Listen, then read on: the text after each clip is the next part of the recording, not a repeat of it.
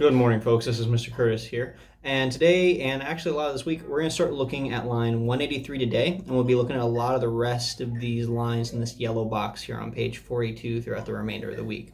So, 183, first thing I need you to do is touch the time signature, right? That's the numbers. There are 2 beats in a measure.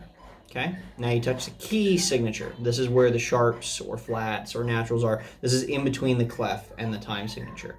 You should see 2 sharps, F sharp and C sharp. So if you track along in the line from the beginning, there's an F sharp in the first measure.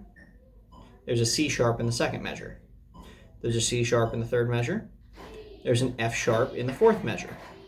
There's an F sharp in the fifth measure. There's an F sharp in the sixth measure. And then there's no other sharps throughout the remainder of the line. I would go through and circle those. I would also go through under the line and write in the counting, right? So 1 te, 2 te, circle 1, hold through te, circle 2, circle te, because we really got to watch out for these eighth note rhythms. That way when you're clapping and counting it, it sounds accurate. In fact, let's go through and count and clap this line once before we do anything else. I have my metronome set to 50, and it would help if I had my computer volume turned up. Here we go. Here we go. Count and clap. Ready and go now. 1 te, 2 te, 3 te, 4 te. 1 te, 2 te, 1 te, 2 te. 1 te, 2 te, 1 te, 2 te. 1 te, 2 te, 1 te, rest. And if you were paying attention, you'll notice I actually made a mistake counting. I defaulted to 3 4. I went 1 te, 2 te, 3 te, 4 te. But if we look at the time signature, it's in 2 4.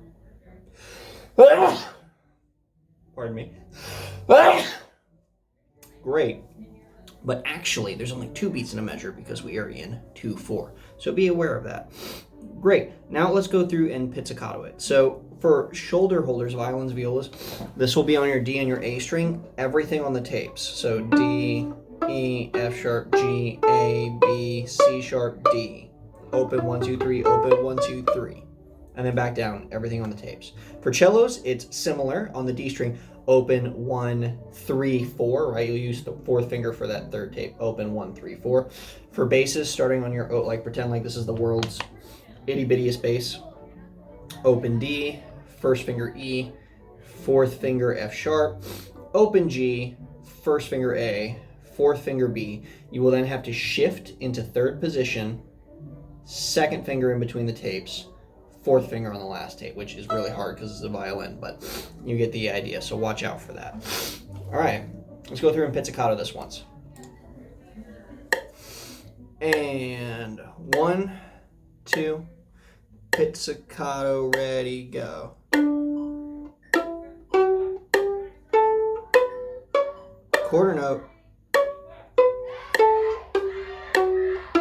And pause, right? So we have that scale in the first half. Every note is adjacent to one another. But then when we look at the last 4 measures, you'll see that they skip some notes. D, F sharp, A, D, A, F sharp, D. So watch out for that. I'm going to do that part right now. Here we go. So this is the last 4 measures. Here I go now.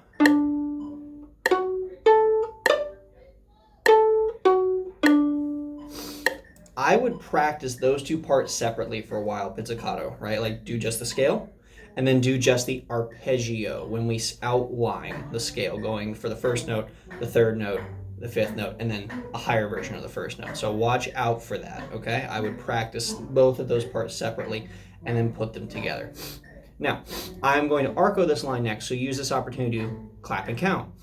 Clap and say the note names along. Pizzicato, shadow bow. Don't arco until you've done all those steps successfully. Many of you skip to arco far too quickly, so please make sure you go through the steps. You'll be way more successful. Here we go. 183. 1, 2, here I go now.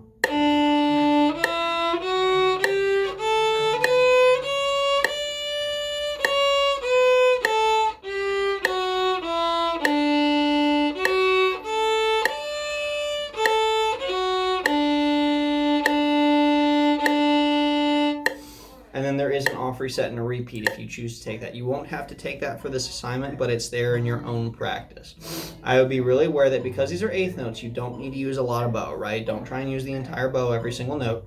Find the balance point, and then be really aware of how your elbows are pivoting when you change strings here, right? So like on the D string to the A string.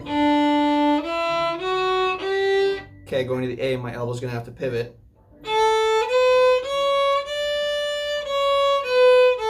I'm gonna have to pivot both elbows going to that third finger G on violin, viola. Be really aware of how your elbows are gonna pivot.